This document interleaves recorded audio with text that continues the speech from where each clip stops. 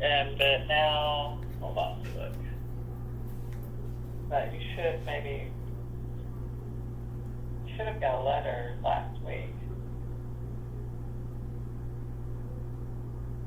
I have not gotten any letters. And when I came in, Miss Abby had me sign 2 papers, and she said we were going back to court for the protection order. If that's the case, I'd like to know about that court date. Yeah, she hasn't given me a court date on that. This is only guardianship.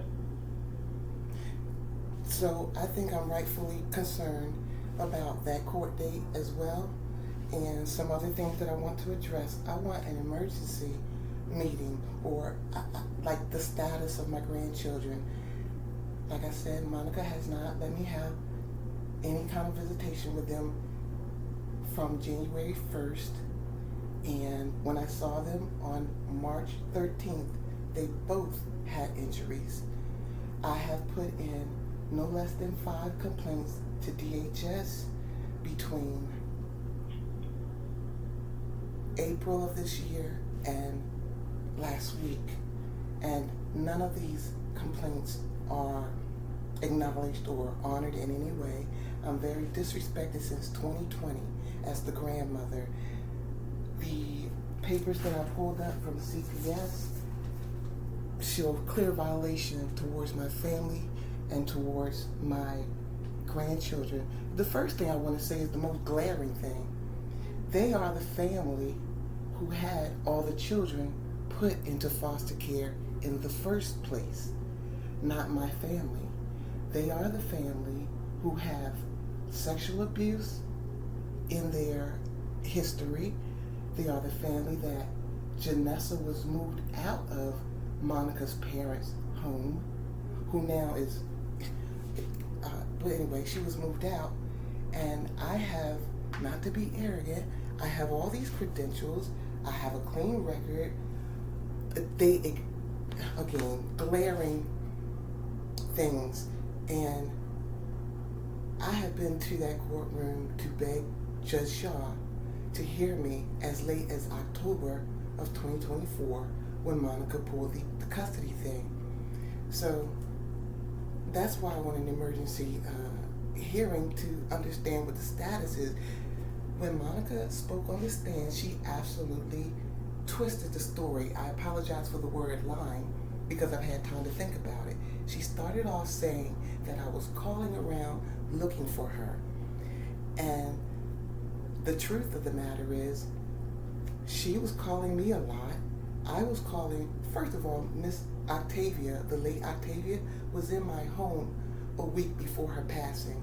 And she had cried on my phone the end of May that something was going on in her home, and she didn't know what was going on. And me and Miss Octavia had 2 conversations in 2024 before she died. One was in January, the last one was in March, where I told her I had no, well anyway, I won't get into that.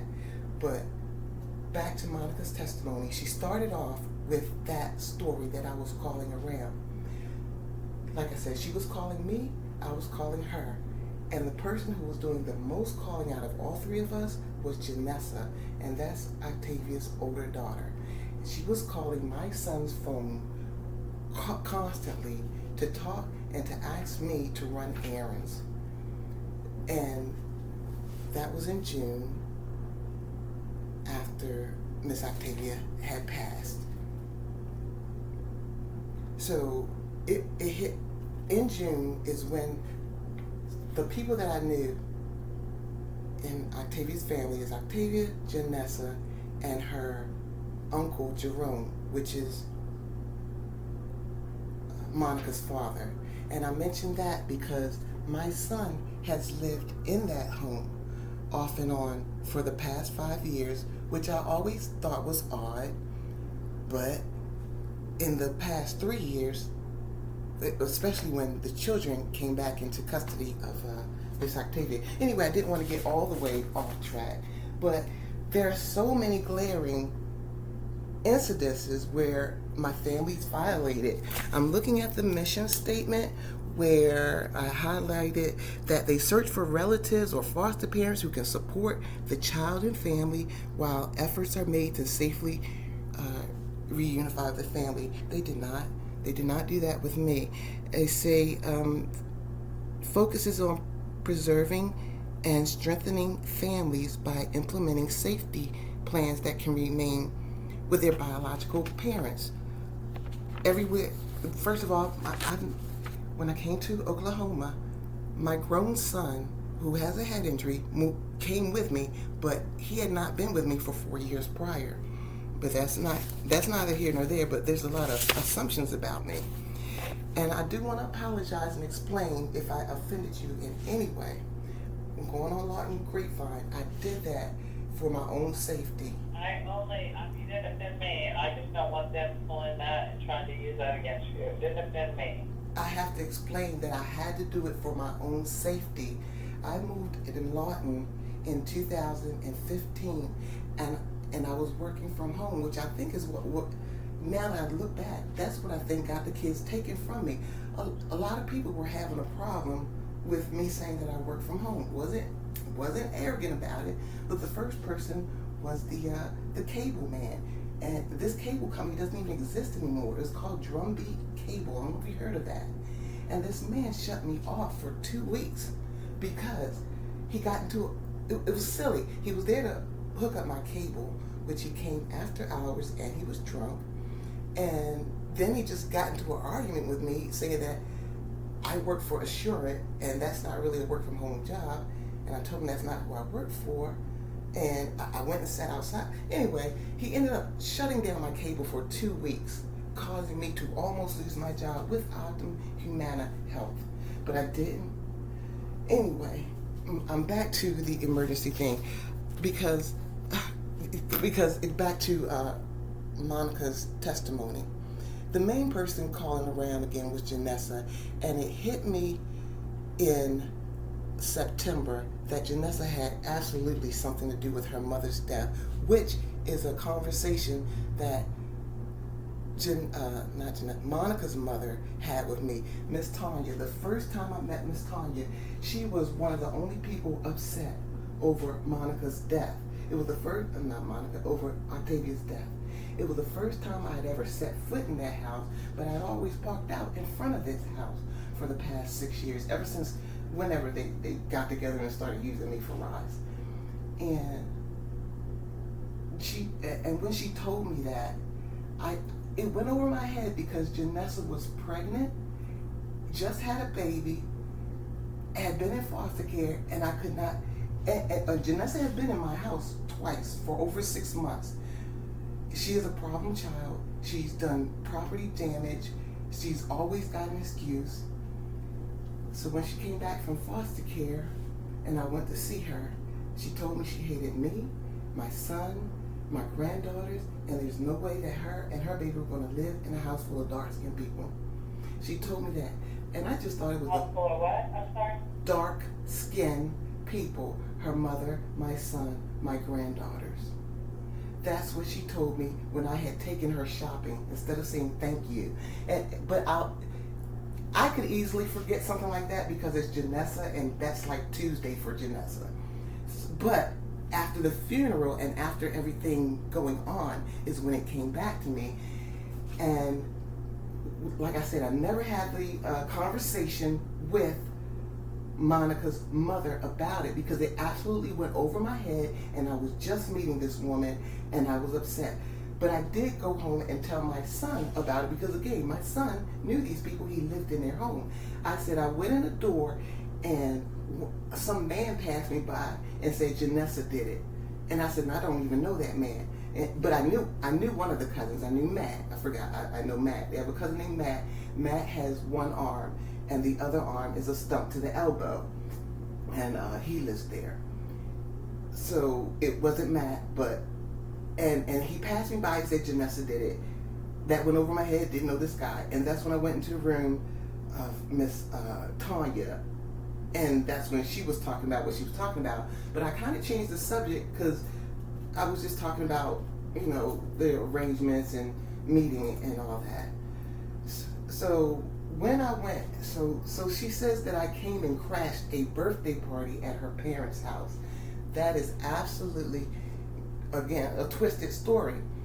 I did not when I was calling around to do two things: to confirm that I did whatever Monica asked me to do, which she asked me to do a lot of things real quick.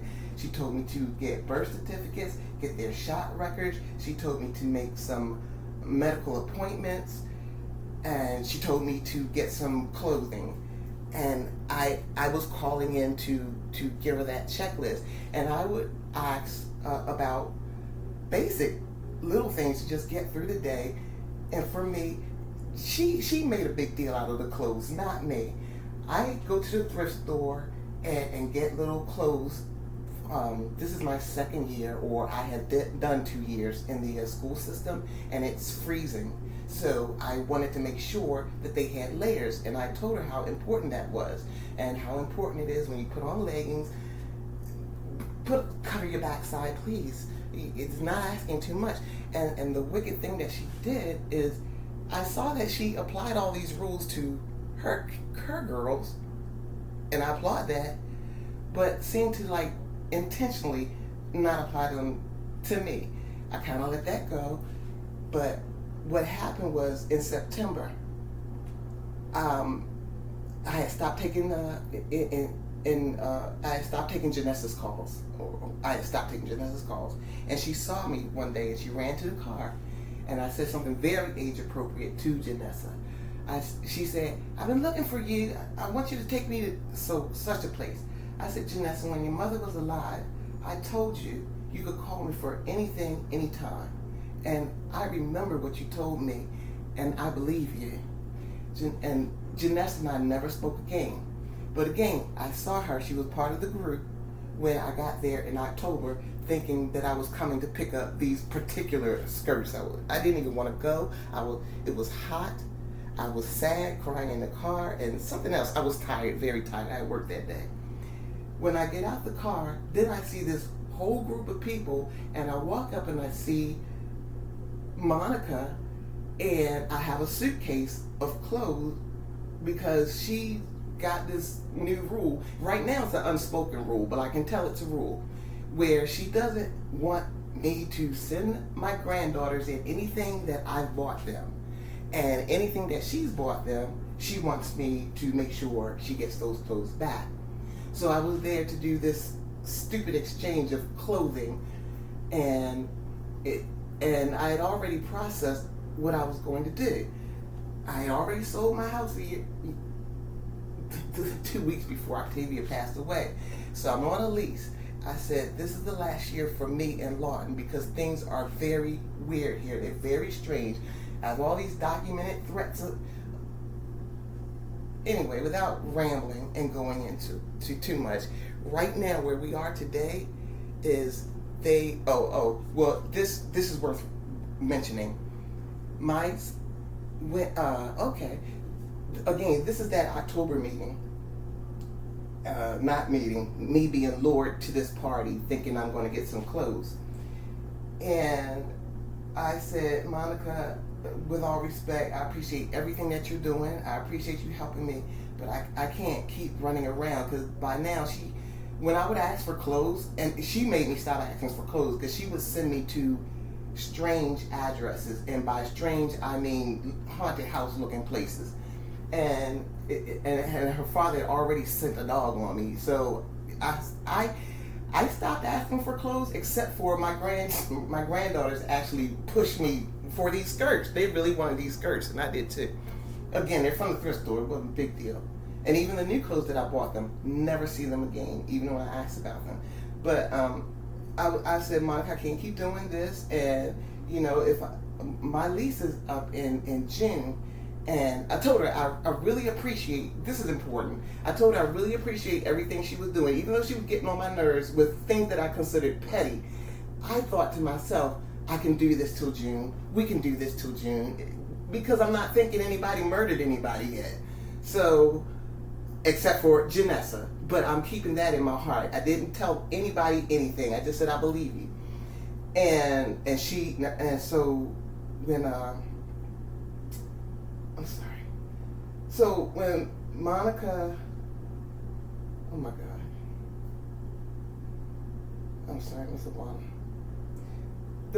when I told her, I said I can't keep doing this, but I respect you. I said, but I've been thinking about how this can work out, and because the first thing that threw me was I had said I'll go ahead and I can take custody in June, no problem. There's a reason why I did not take custody when I could have in June when Octavia passed, and it was for the protection. Again, I'm being threatened in Lawton, so I felt that was not a safe choice to make. I'm thinking that the safe space is this family, who I'm mentioning her father because he did get creepy when the children got back into our lives. And so anyway, when I said I had this vision in June, and I told her about their toys, their room, everything that I have for them, and their space. Again, my granddaughters don't really know this family until Janessa came back out of foster care at the end of 2023.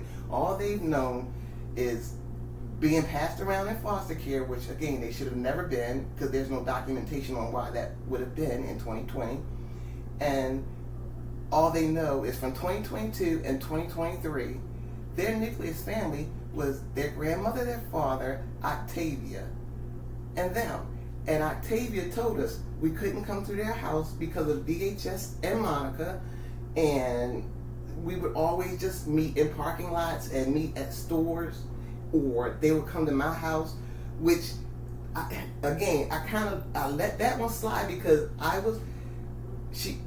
was happy for her to not have her uncle come anywhere near my house because he had gotten creepy. So when I told Monica I'll move in June, and if you can keep the girls till June, and by keep the girls, the original plan in June of 2024 when Octavia died, Monica said, I'll keep the girls and you can see them anytime you want. I'm thinking they know my son and know how he is, so I said, that'd be great, because I'm right around the corner, and if my son starts flipping out or acting crazy, I want to be able to know that I can bring the girls back. And I was thinking I had a bonus. I can bring the girls back to not only her house, but her parents' house as well. Because, again, I'm familiar with that house very much for 7 years. So I tell her that, so anyway, that is the agreement in June when Octavia passed. And when we came to October, I understood how that could get on her nerves, because that's how I was acting. Anytime my son looked any kind of way of threat, and I'm a truth teller, it could be me being this was a heat wave, and not only was I tired, but I'm old and I have arthritis, whatever, and I would send the girls back, see if I can send the girls back, but mainly it was my son's, just gauging my son's behavior, which he was doing very good. But like I said, he was doing very good, but I had extenuating circumstances, which was, and I did tell Monica, when I first moved, I had no bed. So I was giving the girls the one couch that I had, and me and my son were sleeping on the floor. I guess my son can handle it, me not so much. So that was happening, and I was having day visits because of that. And I think she got offended by that.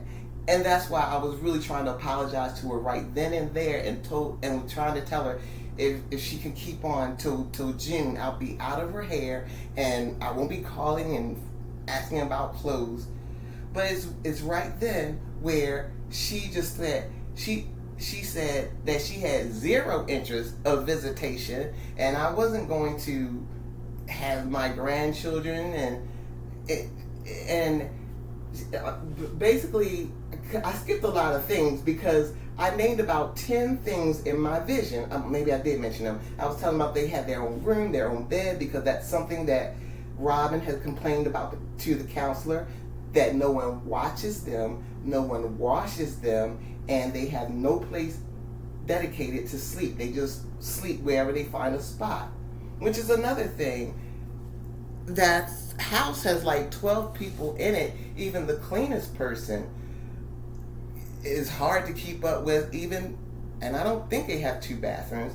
even 2 bathrooms with that many people. Again, DHS has all this information, intentionally ignoring it, and now they are with a family that I have absolute right to believe they caused harm. And again, I didn't even finish this meeting, because when I finished this meeting, I had gotten, the more I started talking about my vision in June, the more happy I was getting. And that's when I said the last thing, which is what plugged me with Monica in the courtroom.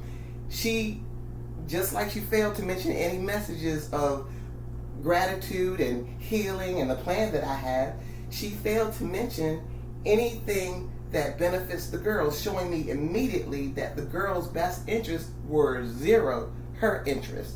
Didn't care. Because I already saw her conditions, and I helped and I don't know who sits in a home full of, I bring this up because part of the reason, she named all these wicked, lying, hateful reasons of why I can't have my grandchildren. And one of them is a lie that I caught on tape, because she said, your grandchildren are sick. I'm an Army medic. I'm a health information technician. I'm in the healthcare field.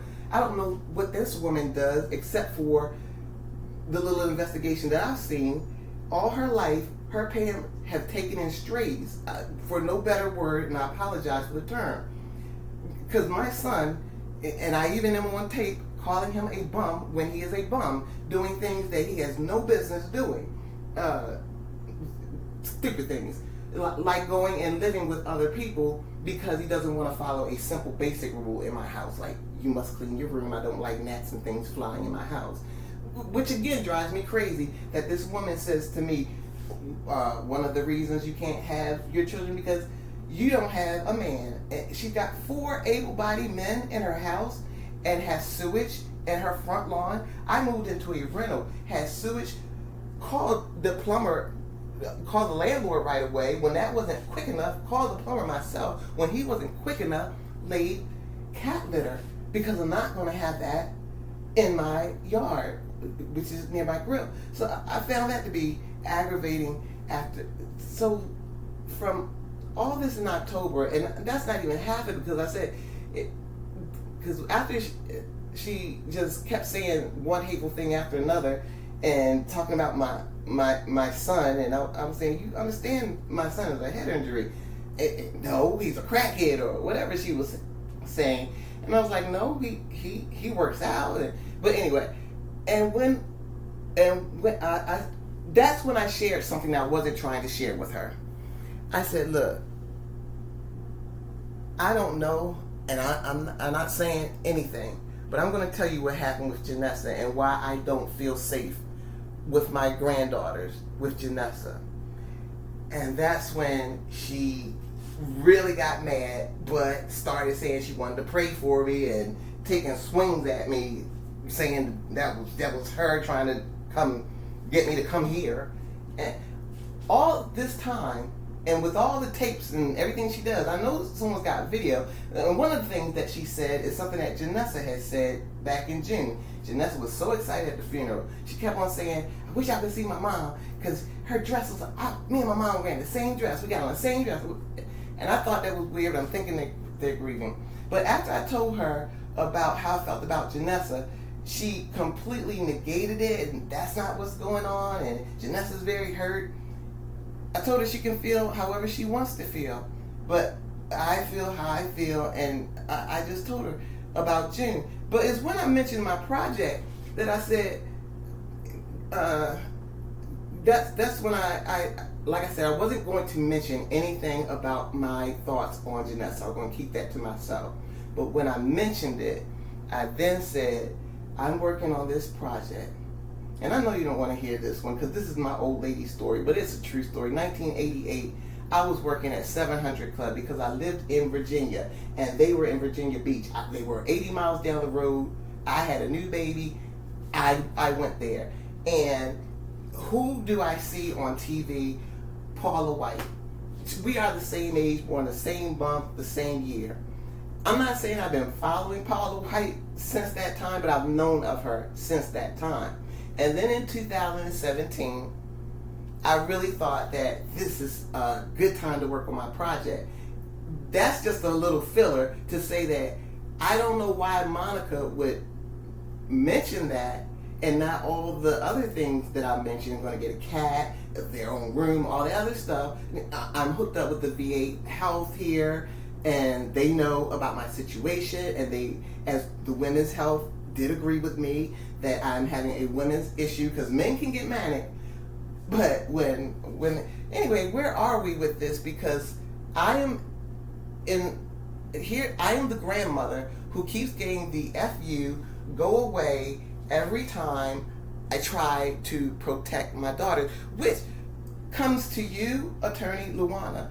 You said to me that I said something in court and walked off, and that registers to me as I said a truth to defend my granddaughters who have visible scars, are being mistreated and living in filth, and if not filth and squalor, overcrowdedness, if nothing else. And the judge response was, I don't care what your client thinks or has to say. I don't care about your granddaughters being busted up in the face and losing their grandmother, losing their mother and not having contact with the family. I don't care. That's not counseling, that's scolding. Could you please explain? Because there's a lot of things that are truthful, starting from 2020, and why they would have gone to foster care in the first place without documentation.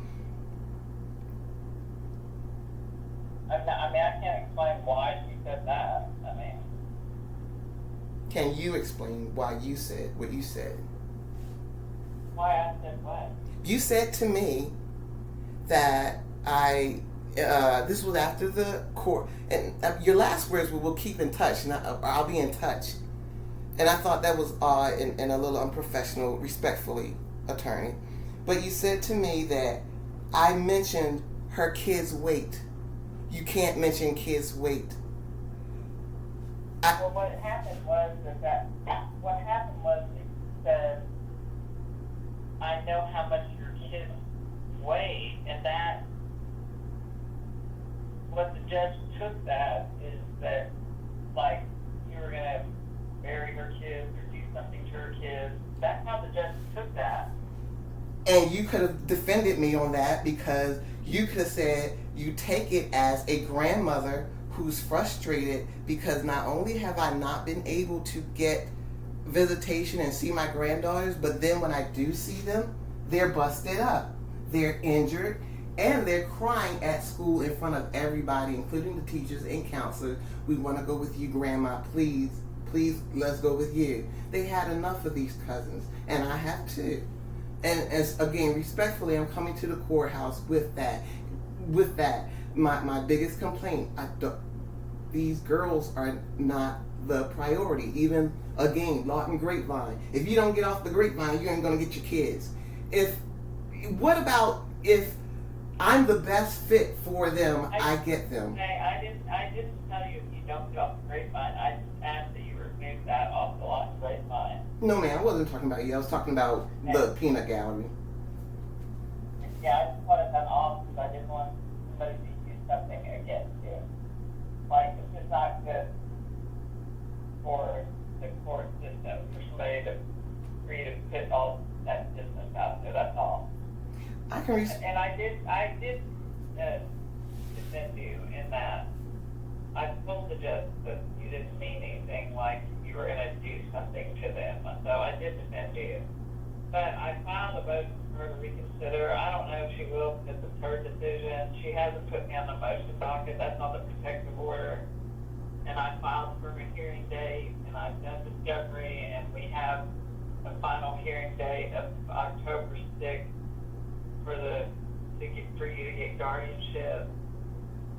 And that gives Monica all this time to concoct her narrative, do something to hurt and damage my children because they think they're clever. They come up with so many accidents. That's why my son is living in Oklahoma City. When Octavia and Janessa lived in my home, my two grandchildren, she's knocked out a tooth. She's made them bleed. She's had to have bones reset.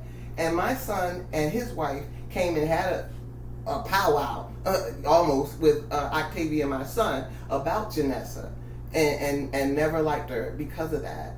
And she has a documented history of just psychological and just issues.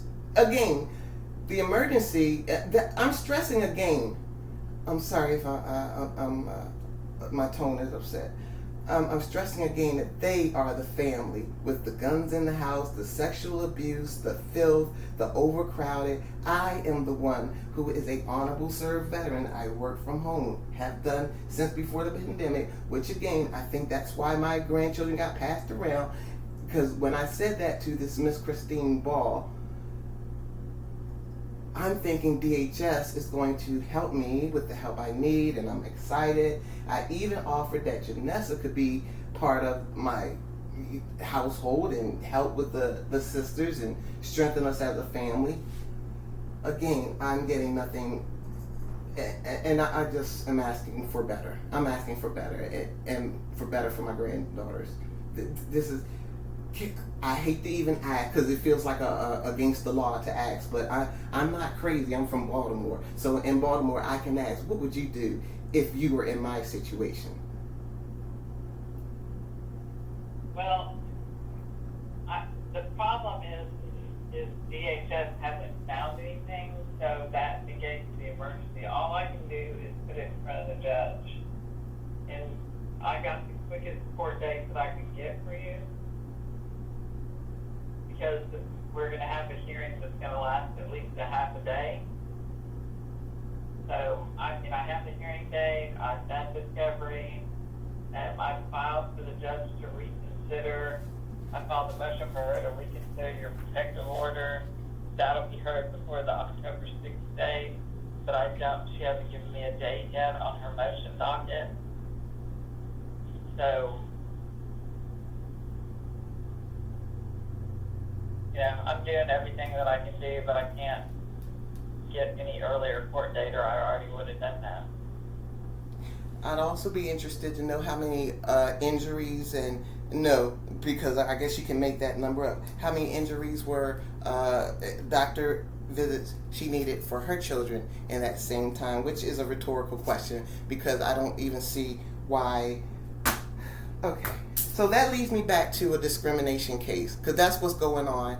And even talking to you, we don't have any evidence, so they have busted faces and cried at school. And have no place to sleep, and that's documented with the counselor. And a grandmother with a clean home, and I've asked and invited them to come and check it out, but I'm getting the FU finger instead of the, okay, we're going to do that for the best interest of the children. So that's where we are in my head. Am I missing something, counselor? No, but I think maybe we should get somebody to do a little home study on your home or something. That would be, I've been asking since 2020. But since they're not doing it, maybe we should pay someone to come assess your home for safety. No one's paying to assess Monica's home, and is Monica being given a background, or the 12 people in her house, are they getting a background, Ms. Counselor? Is that an appropriate question to ask? I can do to make your case the best it is. So I'm trying to show when we go to court in October that you have a fit home. That's what I'm trying to do. Is to show that you have. I'm not even sure if I can find somebody that will do that, but I'm going to try. Can't. That would be wouldn't that, respectfully, counselor, isn't that the job of DHS services? Because I'm from Baltimore, and this is how I got my first my grandson. We're not involved in this case, so I would try to find a former DHS worker that used to do that, or somebody that does tons of studies for like adoptions, and try to get them to come in your home and assess it and you. Again, is that being done for Monica's as well, or are they just being placed? I don't represent Monica. I'm trying to show the judge you are good, your home is good for the kids. I'm trying to get your house where the judge is like, this is where I want to put the kids. So I'm not going to do her house, but I'd be. Okay, I have done her house, and I'll go ahead and unless you can give me any counseling, because what I hear is a discrimination case. I don't know why you don't hear it, but I do. I can say that their legs are burned off, and you're going to tell me that October 6th is all we can do, and you know, Monica's doing a great job, even though she has cut off. You don't care. I'm not saying she's doing a great job. I don't make that decision, but all I can do is try to present you to the court and say, this is where the kids should be. Look at, here's your house. Here's where somebody said her house is good. She's the grandmother. Here's what's happening, Monica. That's my job. Do you understand that? My job is to protect my granddaughters. My job is to try to present you to the court and say, this is where the kids should be. And so I'm going to do everything I can to try to do that. And that was just an idea I have for you. Just one more thing that could show to the court that your house is approved by the standards. And another idea that I can throw on that for you is documentation of me inviting them to my home since 2020, because that's my biggest crime, is my interest in my granddaughters. So this is not new to me. This is something that I've been asking for, which is part of their mission. That's where discrimination comes in and where they have failed me. And we can certainly do that. I'm just suggesting that I want to try to find somebody that comes in and says your house is okay. Last thing before we hang up, and unless you have something to counsel me on, please, is how do I check on my granddaughters? Because psychologically, who knows what they're being told why their grandmother and their father has disappeared. They already lost their mother. People have PhDs, psychology degrees. We have all these studies. Why is it that my granddaughters and me have to do this psychological torture? Or what is it that I can do, again, to just know their conditions, see them, speak with them, touch them, if that's not asking too much, Ms. Counselor?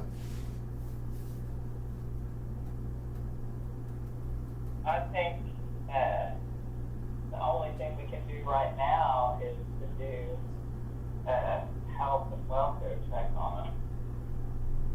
I wish they were in school already, but they will soon.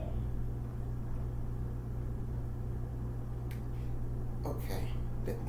Thank you for that, because I'm thinking about school too. That's part of my manic too, because I've got this perfect room set up for them for K-12 as an option, because again, I'm not afraid to step foot in a classroom. I've done it for 2 years, and if I find a good program out here, like I said, I'm working with Women's VA Health as well.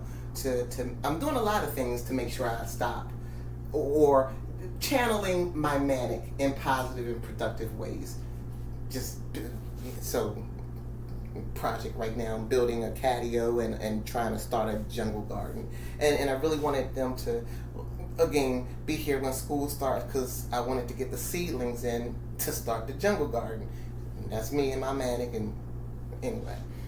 And thank you for your time.